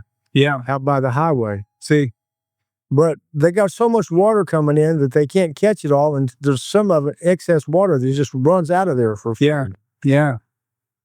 I think they put chemicals in the water. They put chlorine, they put fluorine in the water. I don't know what the white stuff is. Yeah. Well, I don't know if they have to, because I go over there and I the water that's coming out, that's flowing out, I bottle it and I drink it because it's pure water. There's no white stuff in it. Yeah, they say, like, I've noticed, right, when the experts go and check las nacientes, where the water's coming, they see, oh, hay vida. There's little shrimps and little life. You can drink this. Good to go. But you put some shrimps, you put some fish living in the normal tap water, and I don't know what's going to be the reaction. The reaction. Just like some. But I mean, we're talking a well. There's no. I mean, we're talking a well. It's just water from deep. There's no reason for anything to be in there. It's just pure water coming out of 20 metros por abajo. Sí. No tiene que ver nada. Well, the lady told me that the reason why they do it is because they a lot of the water that comes down, it's dirty with microplastics, and like people throw sometimes like cigarette butts and stuff like that, that might contaminate the water. So, they have to treat it. Una planta de tratamiento that they call in Spanish, right? Right. Still. But why? But if that may be if they're getting it out of a river or a creek, but this over here is a well. Yeah. There's no way anything could get in there. It's just pure water. Yeah. Now, some of the water that comes here might not all be well water. They might be springs, and there might be pools, and with some sort of life in it also. I don't really know nothing about it. I do notice that the water that comes out of the tap, sometimes I don't think I want to drink it. Right. Because it just, I mean, I don't know if there's air in the water, but it comes out white. Yeah, for sure. Like, but then it disappears. It goes away. But I don't know if that's air or chlorine or fluorine or what they're putting in the water. It'd be interesting to find out what they do put in the water. And it's weird. In some places, I get the white stuff in the water. In some places, I don't. So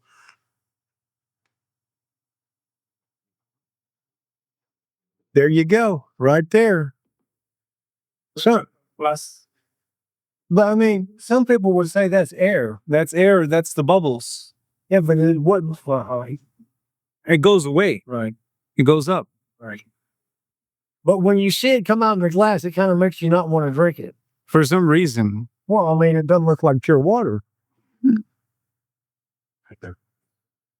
Doesn't smell strange. No, it looks good from here now. I mean, Yeah, it's pretty good. clear.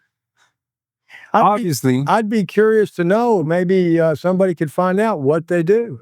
What chemicals do they put in the water? I'm going to end up buying like a tester, some kind of thing that I can use to test and find out how many Parts per million. Yeah. Well, you know, like back in the day, we used to drink like agua tú. It was very normal. Kids would go drink it, pero ahora no sabe. Take out the hose. You know, we'd be playing in the hose and we'd just grab that hose and just guzzle it down. Yeah. But it probably, even back then, it probably was filled with chemicals. We didn't know it, but I'm still here. So we're not, you know. We're still out here. I say that, you know, like if you can find ways to filter sometimes. Yeah, I think filter. Fine, you know. Yeah. And if you're really thirsty and like just like at least, you know, a little bit on your lips, I guess, you know, drink a little. Yeah. But my guess is the water here is a lot better than other places. for sure. Well, they say Peru, places like Peru, they can't You drink. can't even drink it. Yeah, Mexico, a lot of places you can't drink Está como water. contaminado. Yeah. Yeah. So we're in pretty good shape as far as that goes. I mean, True. I know that the water that's coming out of that well over there is pretty pure. Yeah. And even from the Mirror Mountain. Uh-huh. You know, like up in the Mirror, there was a few nacientes. Uh-huh. We used to just go take the jugs and Fill it up. fill it up, and you will see it will be really, really clear, you know? Ni siquiera sucia. Yeah. You know, that mountain is so... tiene tanto, ¿verdad? Tiene mucho poder. Tiene poderes de montaña. Sí. I used my shop, what I had with my partner when we had the surf shop over there was right. I knew Miro pretty good. I used to talk to Miro all the time. It's Miro's mountain. Yeah. And I don't ever really know what happened to all that. Is that all land? Who does all that belong to? It's just floating in there, man.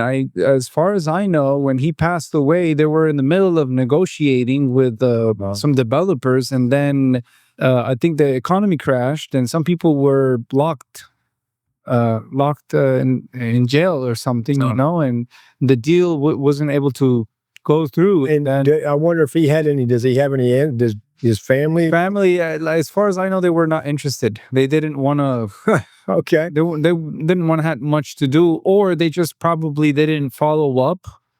And then years passed, and now it's just like Patrimonio Nacional. I don't know. Okay. Well, that's good. And mejor, you know, that ICE wanted to get in there, you know, and build a road and put some posts with electricity all the way to like Cerro Fresco and then come down. And they wouldn't let him? No, Francisco said that no. He said he did a poll and everybody's not happy with it. They want to leave it just like it is. Yeah, well, they're talking about a fourth circuit, because with so much that's been developed in Jacó, we need more energy. So they're talking about probably throwing a line through Playa Hermosa, through the curb, or through that other road that connects with Cerro Fresco that comes all the way down to Maxipali. Yep. Somehow. From Bijagual. Yeah. Because there's already a line over there, you know? Well, the station is over there behind Tierra where I go to my farm. There's a big EC station there. Okay. Isn't that where all that comes from? Yeah. I believe so. So they may need to run more. Yeah.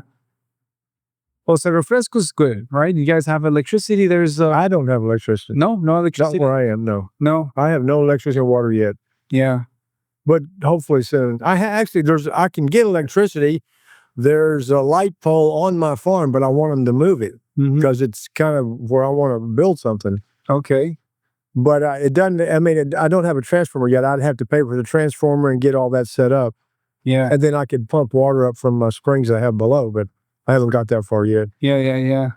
You're in diapers. I'm in diapers. Well, man, you know, anytime you need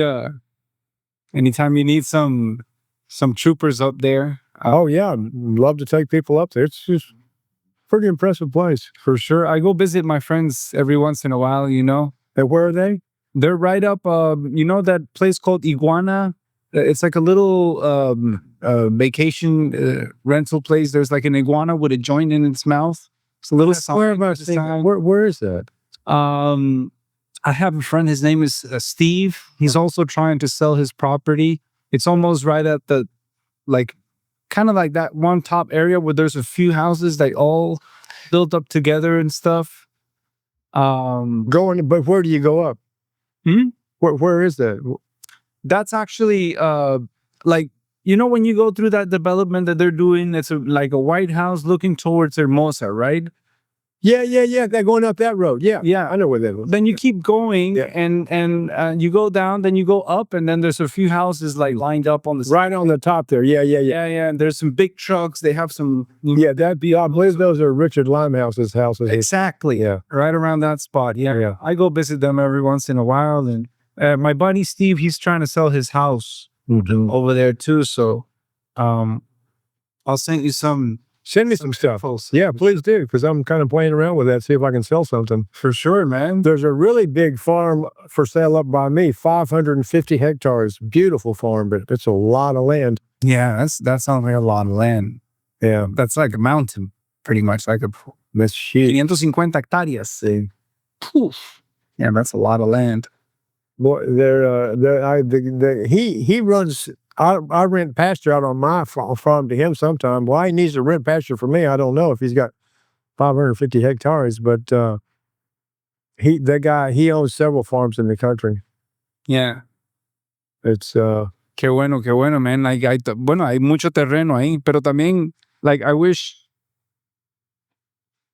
like it stays as natural, como lo más natural posible. Well, that's what I'm saying. I mean, we just got to keep the look and keep the vibe. Yeah, man.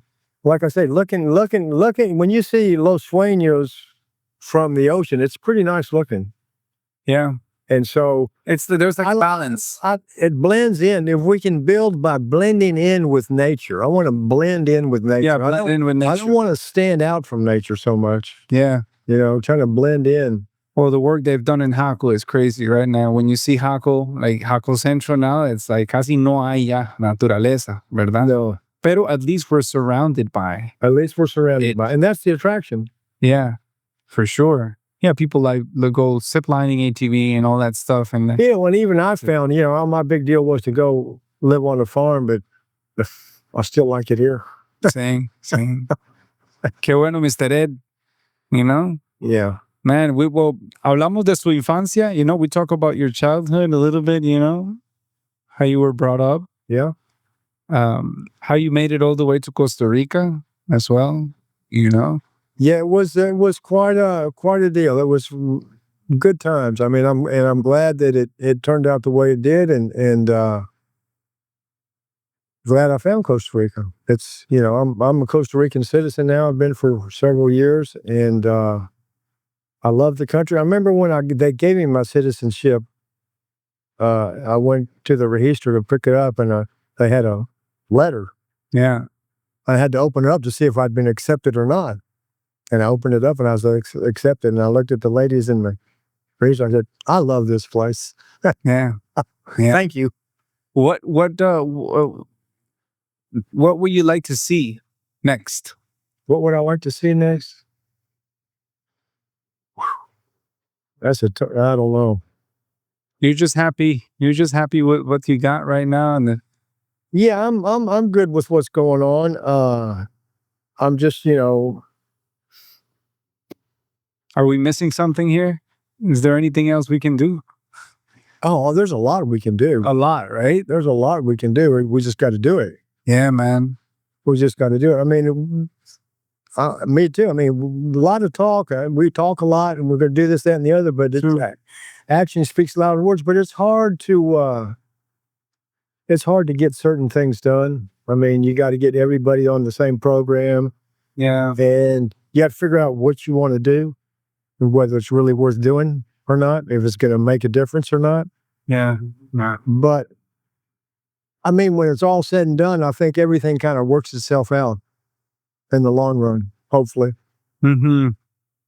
And at least we have crystal clear water. We got good water. Smells good. A lot of people don't have good water, so we're blessed there. Tastes good. We're very blessed here, I think. Good. It's good. I think I can drink this water every once in a while. It's not a problem. I drink it. Unless it's a little dark, a little brown. When it comes out white, I don't drink it. Yeah. But I mean, you buy ice, you're drinking the water. True. That's the thing. That's the thing. Yeah. Most people, they don't drink the tap water, but drink the tap water, but they're drinking the ice water, which is the tap water. Tap water. Mm-hmm. So, and we're all still here, so I think we're good. We're good, man. It's just probably us being a little paranoid every once in a while. Paranoia will get to you. Yeah, man. And yeah. So you said you're a musician. Yeah, I make music. I've been making music since I was about 13 years old. I have two sons that are musicians. Yeah. One is I don't play like an instrument. I'm more like a vocal artist. Oh, okay. I'm a performer-ish, showman. Okay. So when do you perform? When am I performing? Yeah, I'm performing on Saturday. I'm performing on Lindora in the Central Valley. Okay. And we're having this artist from the U.S. coming. His name is Lil Pump. Mm-hmm. So we're gonna be opening for Lil Pump. Okay. And they also do you have a band or is it just you? It's just a DJ. I just bring a DJ and I need a microphone and that's it. And okay, cool. This is crazy. I'd like to see that. Oh, yeah. Have you done it here? I performed a little bit here and there. I went to Puddlefish and I performed one night, but I did it because I don't know, it was just it was presented to me that day and it was like, hey man, would you like to come and do a little performance? And I was like, yeah, hell yeah, man. I feel rusty, I feel like I need to go back. It's like if you stop surfing, and somebody's telling you hey man, let's go surf, So it was good because it was with a live band and people were playing the instruments. So it kind of made me connect again with music because for a while I just been working, spending time with the kids. We have the podcast project, and I also have produced many songs that have not been released. So I get to release them little by little, this artwork, this right behind you. It's one of the album EP covers, Oh, wow. And I have the second one just came out just now. And I have another one ready. So that's what I do, man. I stack my music. And I also have a big team of people. I have the art, the guy that does the artworks, I have the camera people, Very Black Society, and Kevin. And this is cool. Se busca. Se busca. Yeah. This is because it was based on Harry Potter. Okay. I'm a Harry Potter fan. Yeah, I don't know much about it's a different after my time. So there's a Prisionero de Azkaban. So I based that on the Harry Potter. Okay. And I just get inspired, man, from a lot of the things that I see. Everything has been sort of invented already. Todo ya está inventado. Uno nada más tiene como que hacerlo a su estilo. Sí. Add your little sauce. Dicen que todo está inventado, pero no sabes. Tal vez no. Tal vez no. Tal vez nosotros estamos inventando. Hay que inventar más. Hay que inventar, sí. Hay que hacer cosas que uno siente que son como nuevas también, but at the same time, I just enjoy the fun of it. There is a little bit of sometimes, obviously, a little bit of stress and organizing and all of that stuff. But hey, man, otherwise, shit's not going to happen, You got to make it happen. You got to make it happen. I have a son that's a punk rocker.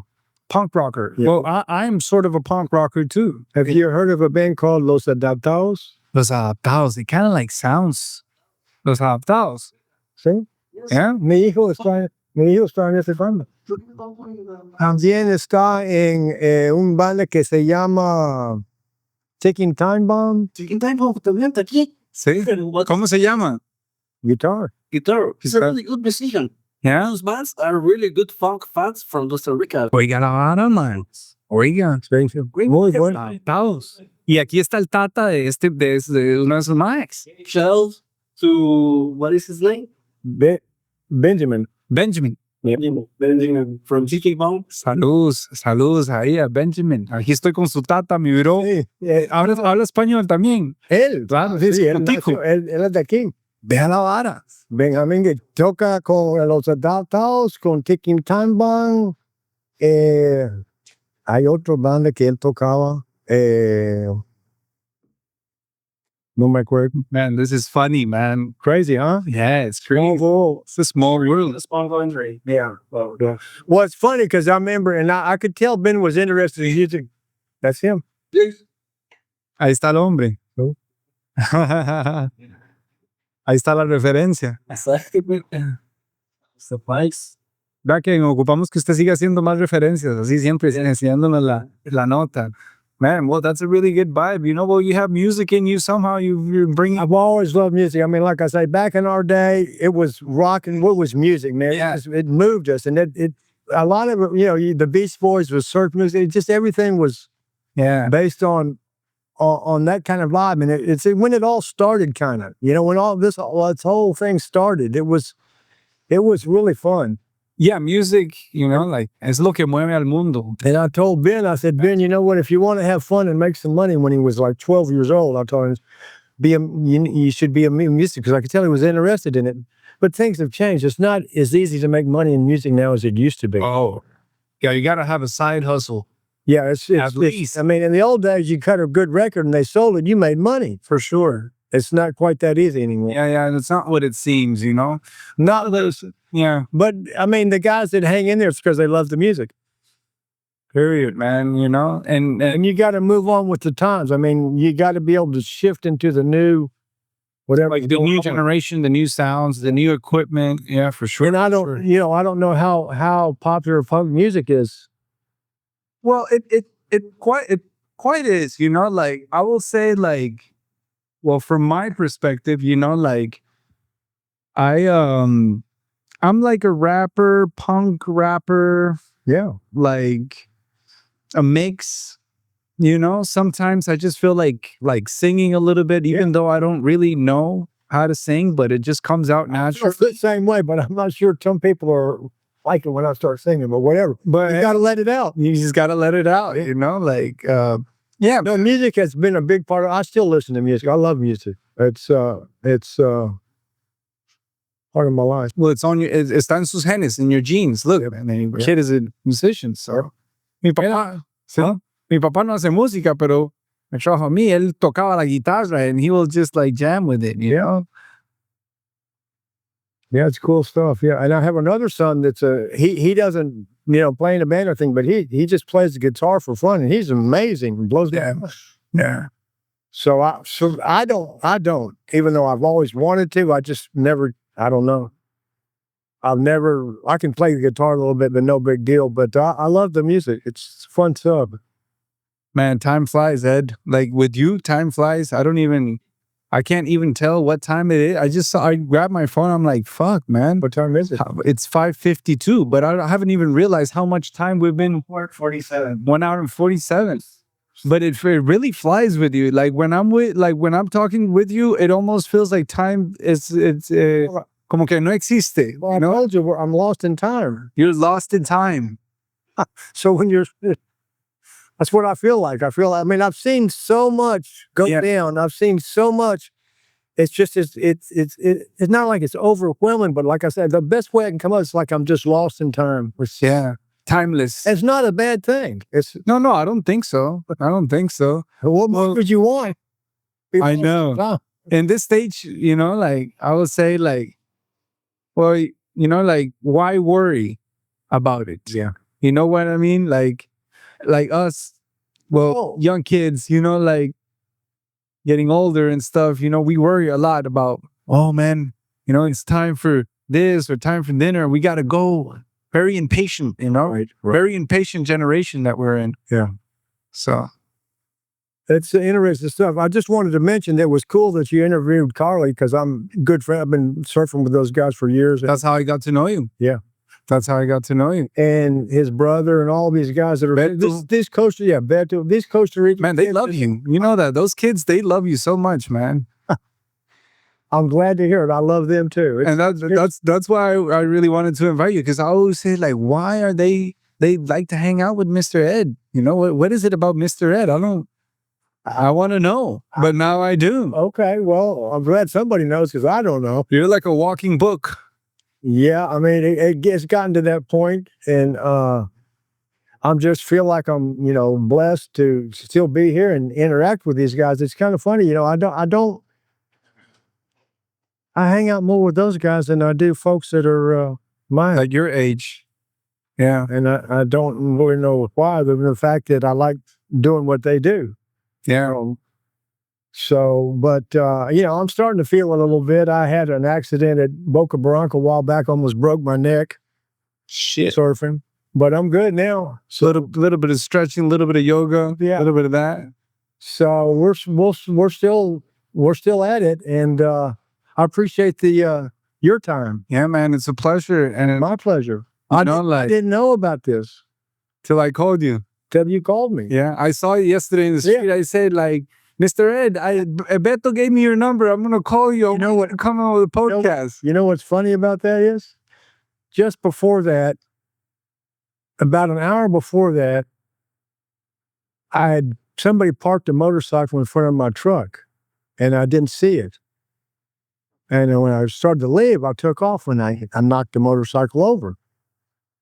And I left a message in the motorcycle giving my phone number to call me because I didn't see anybody. And I thought it was, that I was the I guy. thought it was your motorcycle. Yeah. That's what that was about. I had no idea. And you're like, yeah, call me later. I said, yeah, call. Sorry for your, yeah, but no, it was actually Beto who gave me your number. Wow. Because I saw him just like a few minutes ago, so Yeah. I was like, okay, let me give him a call. And nah, man, it's a pleasure. It's a pleasure to have you here. You're definitely a very different guest from the others that I've had come, because most of the people that have come also speak Spanish. Right. I think this is the first podcast I have where I speak English. You're very good English. Sí, they aprendí en la calle, and well, my mother's British. That's where I learned my Spanish. My mother used to speak to me in English all the time, but I'll answer back in Spanish, Yeah. So, but I knew what she was talking about, Yeah, I remember those days when your dad was running that shop. Those were cool times. Yeah, man. That's pretty cool. How long has that been since it changed hands? Ah, man. I don't know. Like, I'm 33 now, and I was a little boy at that time. So it's been 30 years. 30 years or so. I was a little boy. I was 3-4 years old around that time. Crazy. Yeah. They used to have a little runaway show with the girls It with was the probably, bikini. it was probably a little later. It's probably around 95 or 90. 95, 96, Yeah. maybe 99. Yeah, no, a little bit before 99, maybe. Yeah. I saw your dad the other day. He looks good. He's in good shape. Yeah, man. He's still out there, He goes up the mountain. Yeah. He's not surfing as frequently as before, But he does have his surfboard around there. So you still surf? Yeah. Yeah, you still go? Yeah. Yeah, every once in a while. Yeah, I go through little spurts. I back off for a while because I'm trying to get something done or get something worked out. Then I'll hit it for a while again. Yeah. I still love to do it. Yeah. Yeah, I have myself a little board, and I go in sometimes. I catch the sunset, and then I try to catch a wave coming down. There you go. Because I was never like a surfer kind of kid, Like, I got more interested on music than anything else. So did my son. I can understand that completely. Yeah. It's kind of hard. Sometimes you have to choose one or the other. What really floats your boat the best. Even though you can, I know surfers that are musicians and vice versa. True. Movie stars that love to surf. Right. For sure. So it's just a matter of putting the effort in and doing what feels the best and making ends meet. That's right. Well, yeah, like, in resuming, life is surf and surf is life. Yes, sir. We have to learn how to surf the waves of life. The ocean kind of teaches you about life. It's you got to really go for it or you're going to get. For sure. I read this little children's book. you know, and they teach you about the waves of life. Hard to wait. And how we have a lot of anger sometimes, and you know, all the bad feelings and stuff, you know, and if we learn how to surf the waves or duck them, you know, Duck under it. esa es la manera. For sure. No, fue un placer, de verdad que sí. Un placer para mí. Claro que sí, muchísimas gracias. Y para toda la gente que se lo topa en la calle, claro que sí, más de uno lo va a reconocer, Mr. Ed, para los que lo conocen ya, ¿verdad? Un ícono, una leyenda, yo diría, ¿verdad? Aunque usted no lo piense así, Yo no sé. pero yo sí lo percibo de esa manera. Y pues bueno, estoy seguro de que nos vamos a volver a encontrar. Vamos a ver. Y te voy a volver a invitar cuando los tiempos estén en los cambios y todo, ¿verdad? Cuando quiera. Claro que sí. Muy buena conversación, y la próxima nos comemos unos hongos mientras hacemos el podcast, papi. A ver qué pasa. A ver qué pasa, a ver de qué hablamos. Bueno, chicos. De la finca.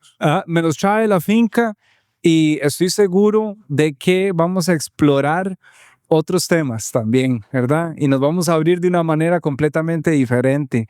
Una vez más, chicos, esto fue Raíces Podcast, directo desde Jacó Beach, presentado por Jacó Golf, el lugar ideal para venir, pasarla bien, comer comidita rica, cachete. Estamos ubicados aquí en el puro centro de Jacó, en el segundo piso, encima de Mango Surf Shop.